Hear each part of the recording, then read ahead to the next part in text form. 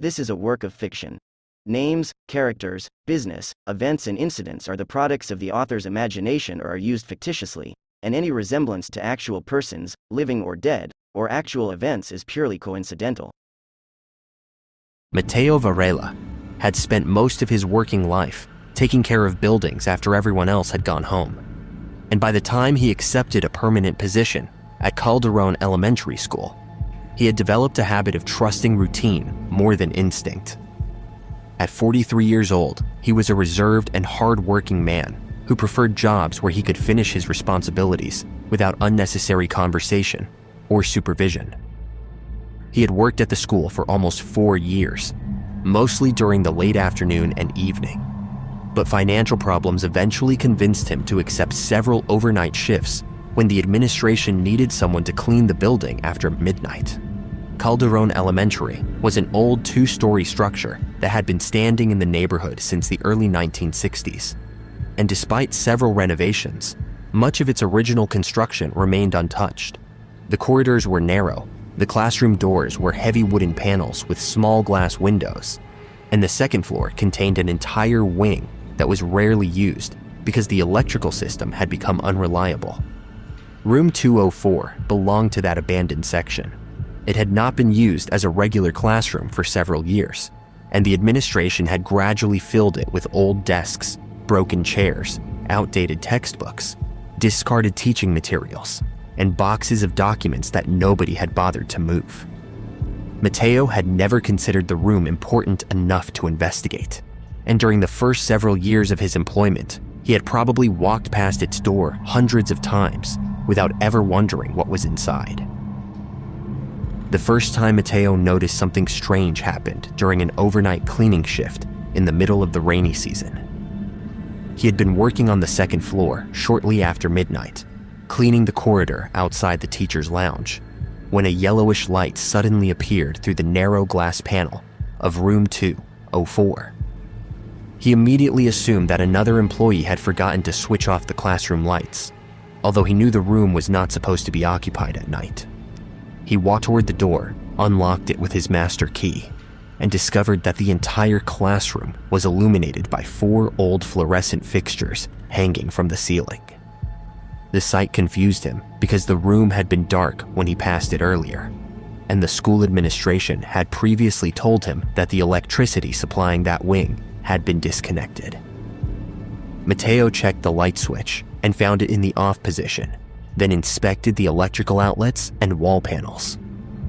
Nothing appeared damaged or tampered with, and there was no obvious source of electricity.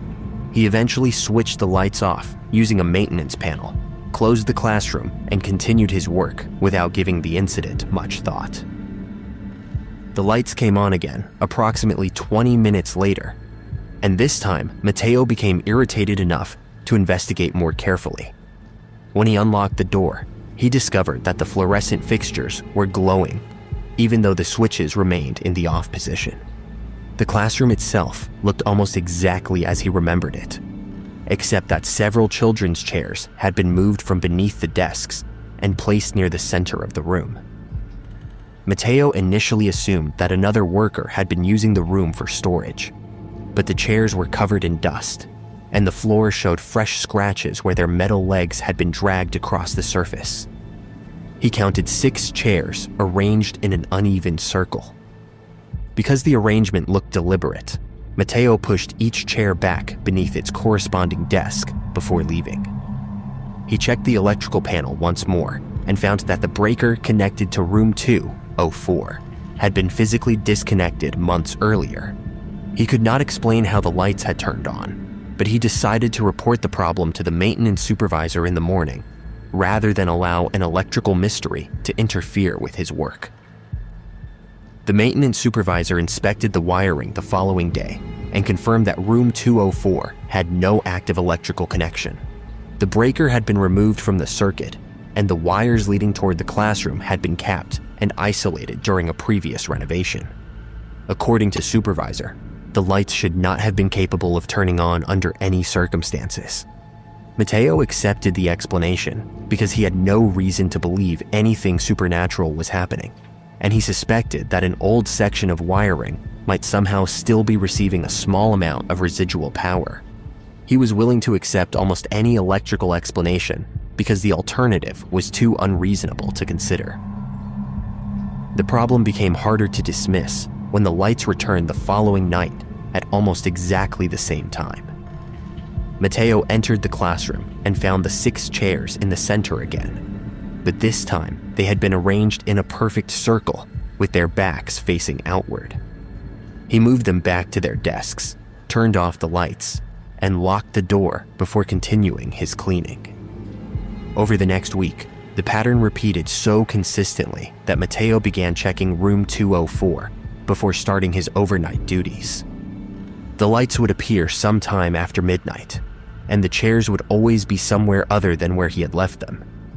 He found them arranged in circles, rows, pairs, and once in a semicircle facing the teacher's desk.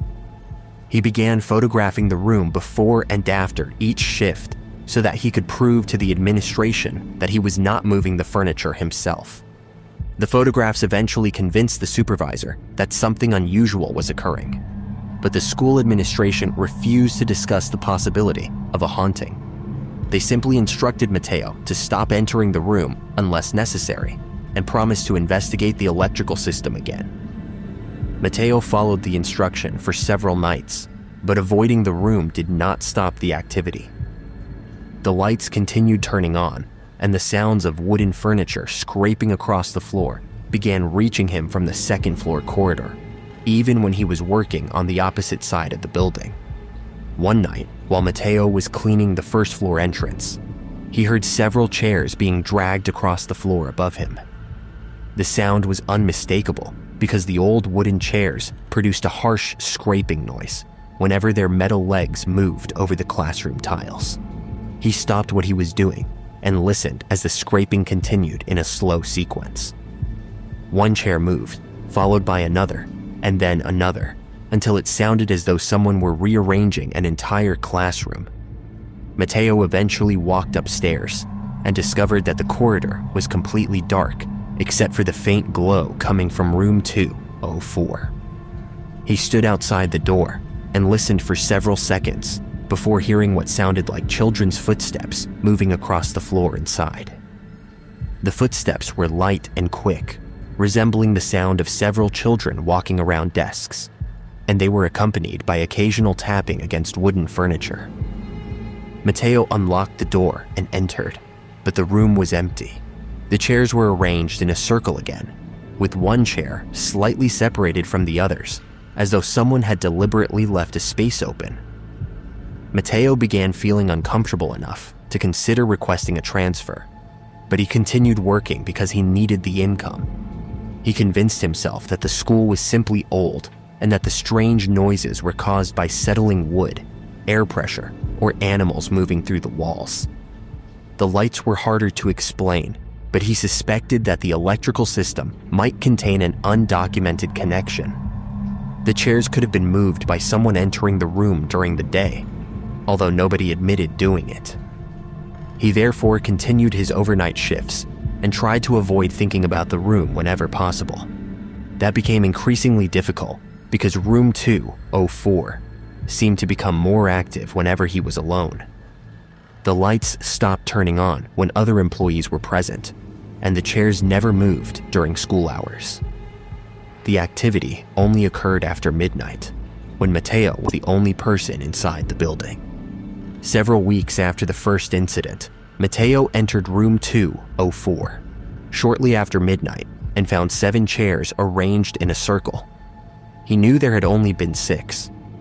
The discovery unsettled him because he had photographed the room earlier that evening, and the pictures clearly showed 6 chairs. The 7th chair was older than the others, with a cracked wooden back and faded blue paint along the legs.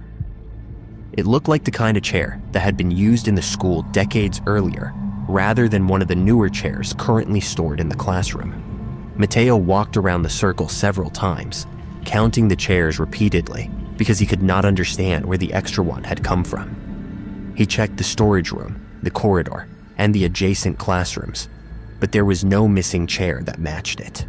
He eventually dragged the unfamiliar chair toward the wall and left it there before returning to his work.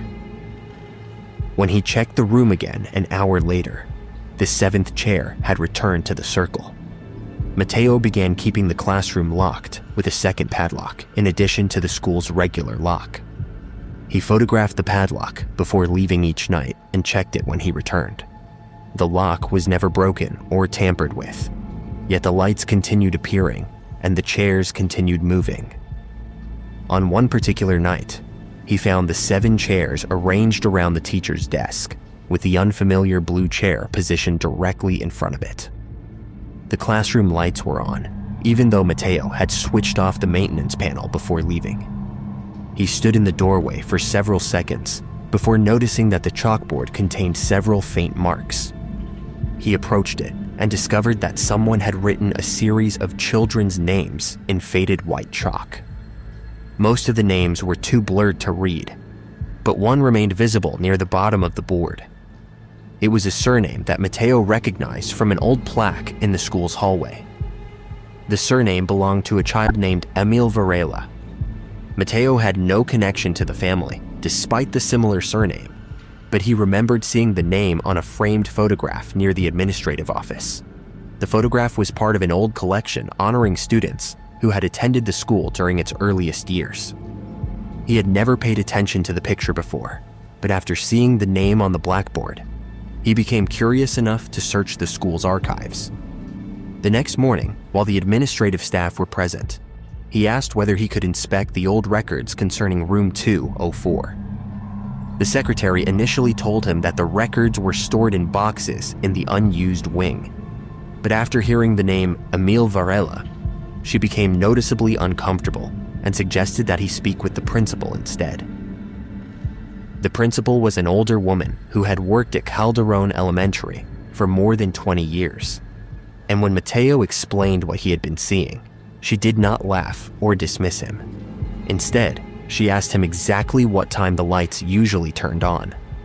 Mateo told her that the activity almost always began shortly after midnight, usually around 12:17 a.m. The principal stared at him for several seconds before explaining that the old school records contained an incident connected to that time. She did not know the details because the event had occurred long before she began working there, but she remembered hearing about a student who had died during class in the second floor wing. The room involved had been room 204 before the school underwent several renovations.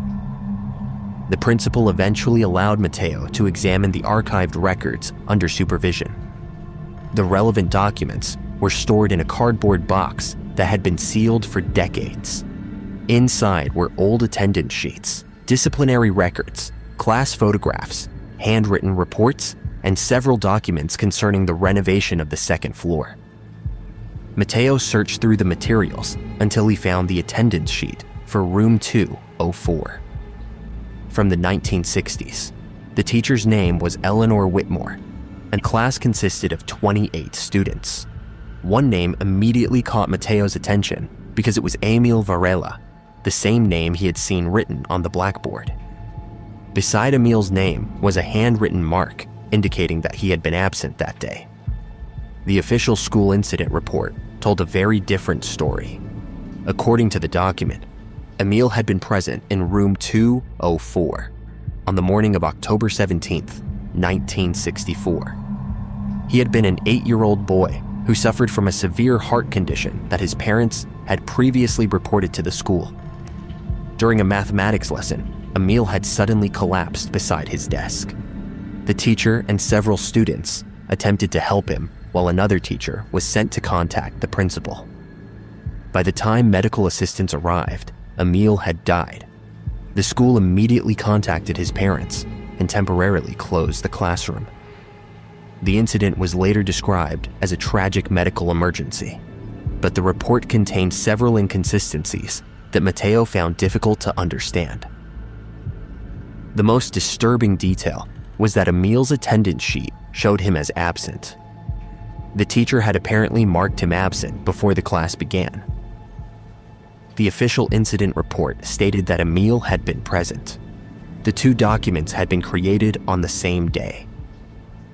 Mateo continued reading and discovered that the teacher, Eleanor Whitmore, had been questioned by the school administration because of the discrepancy.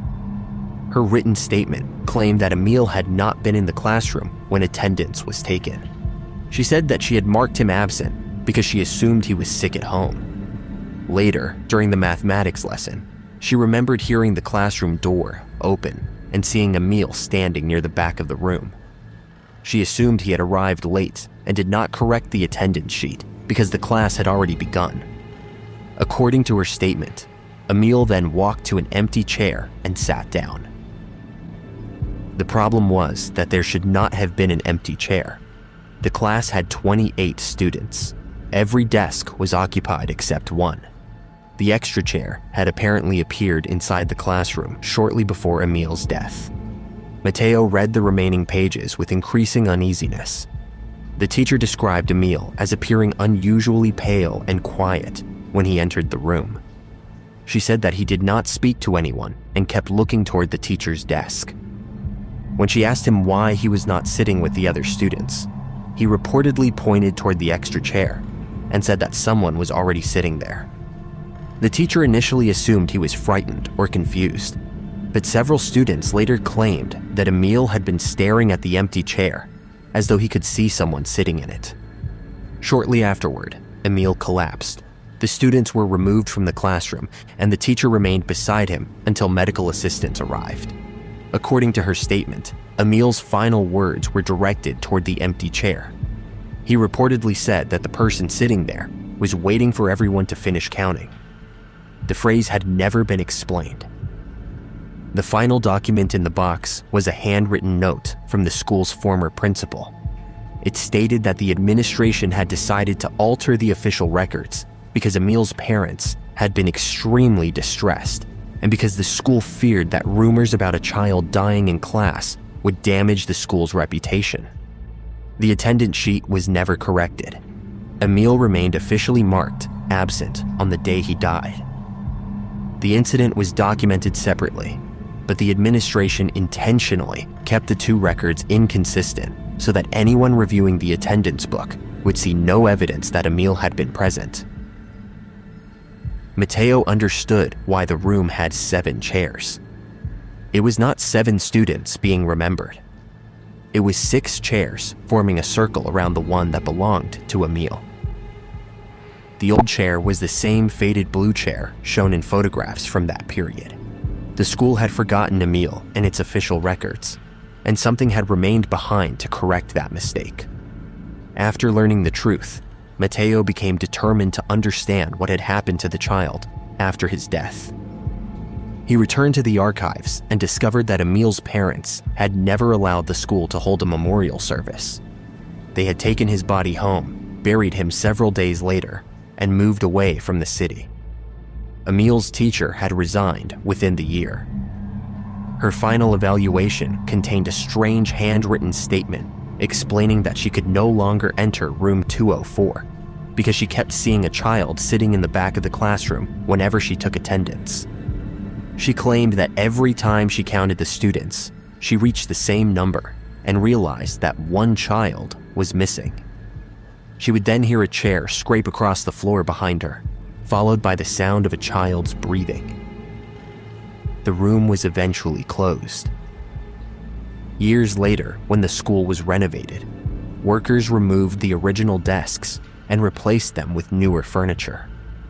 They found 7 chairs hidden inside a storage closet, even though the classroom had supposedly contained only 6 spare chairs. The workers threw the extra chair away, but it was found inside the classroom again the following morning. The school administration eventually stopped trying to remove it and simply stored it in room 204.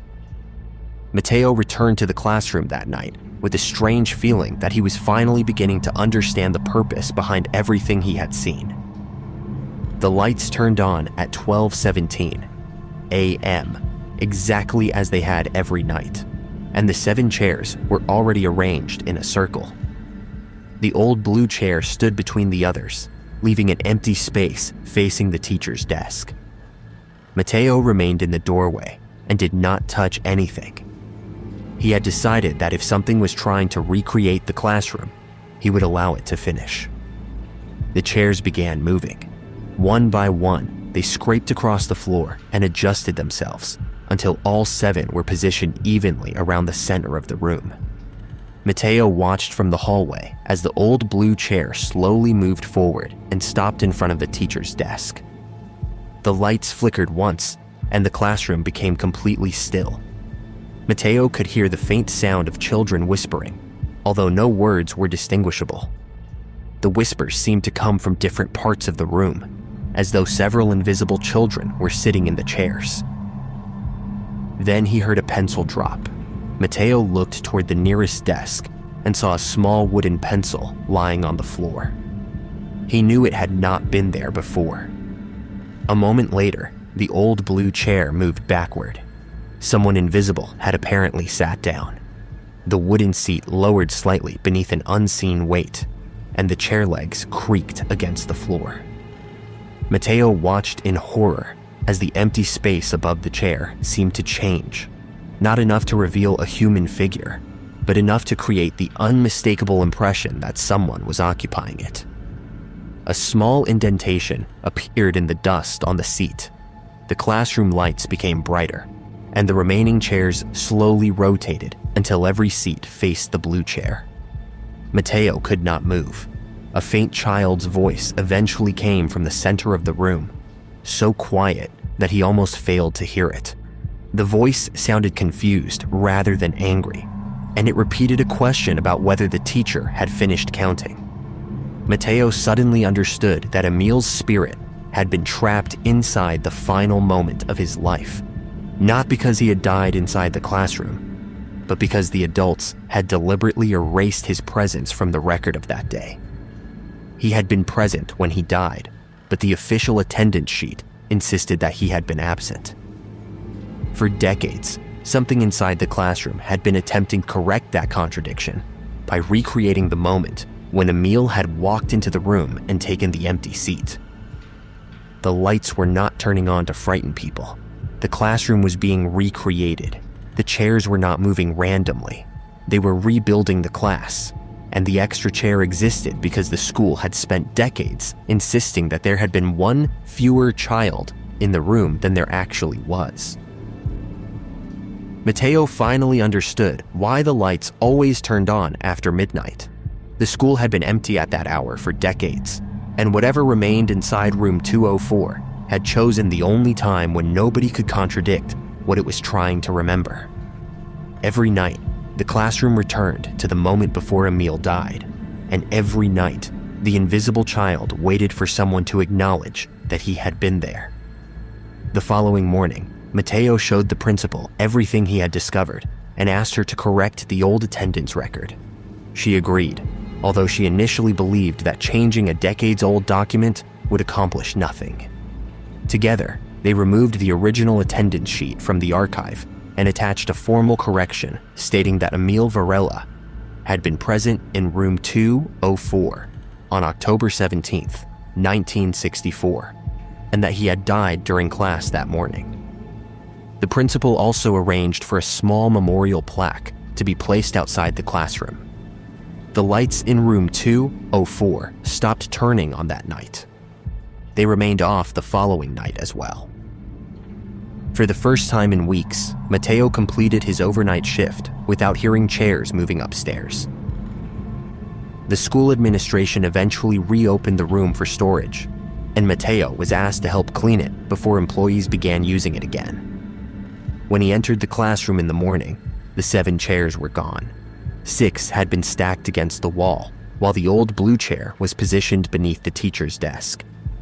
Mateo initially thought someone had moved it there during the night, but when he approached it, he noticed a child's name carved into the underside of the seat.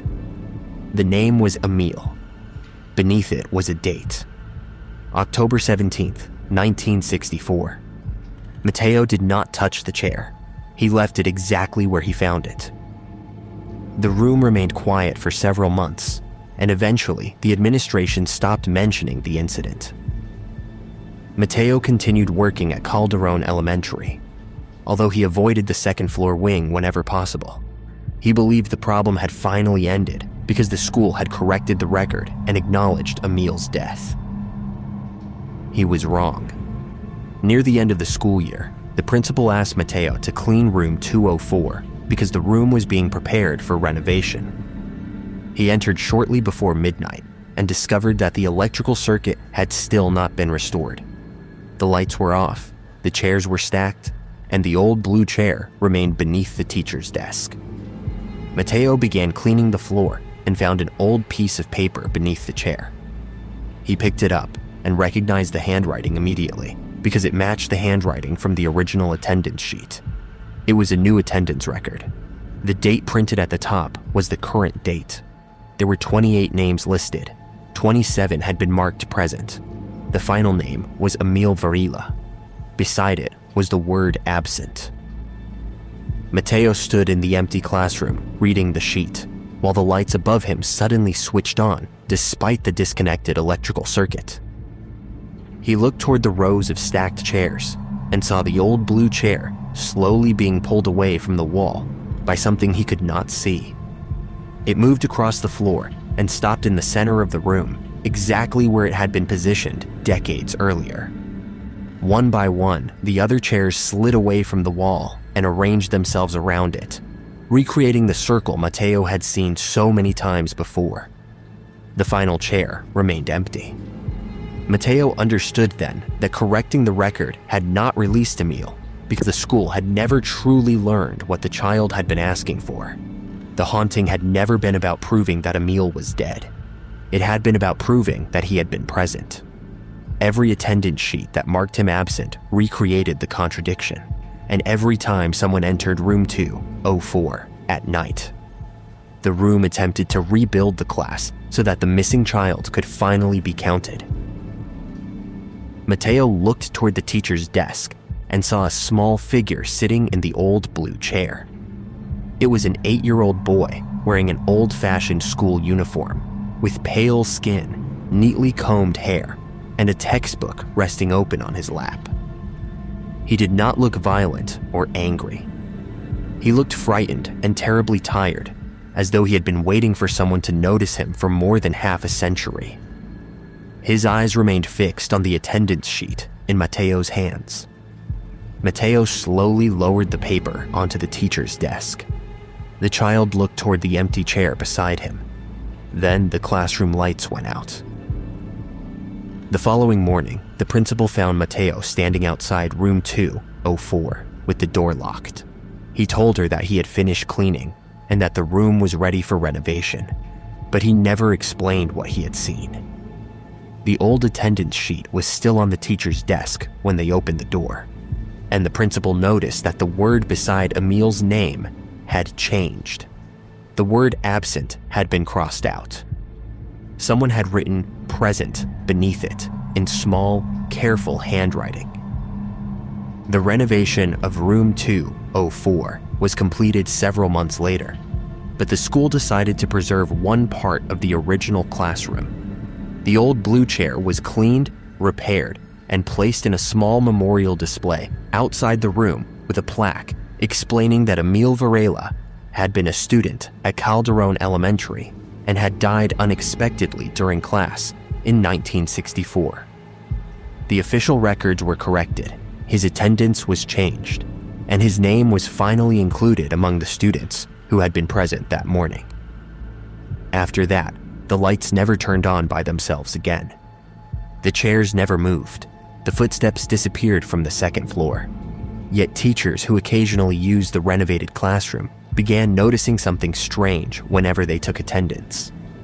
They would count the students once and arrive at the expected number, but when they counted again, they would sometimes feel certain that one additional child was sitting quietly near the back of the room. The child was never visible when they looked directly at the desk, and no student ever admitted knowing who he was. The sensation would disappear as soon as the teacher finished calling the names. There was only one thing that remained unchanged. Every night, before leaving the school, the cleaning staff checked the classrooms and turned off every light. Room 204 always remained dark, its electrical circuit still disconnected, its renovated walls clean, and its furniture properly arranged. But on October 17th of every year, exactly when the school clock reached 12:17 a.m., the old classroom lights would glow for a few seconds. The cameras would show the room completely empty. The chairs would remain perfectly still, and on the teacher's desk, where nobody had placed it, there would always be a fresh attendance sheet containing 28 names, with Emil Varela's name written carefully at the bottom and the word present marked beside it.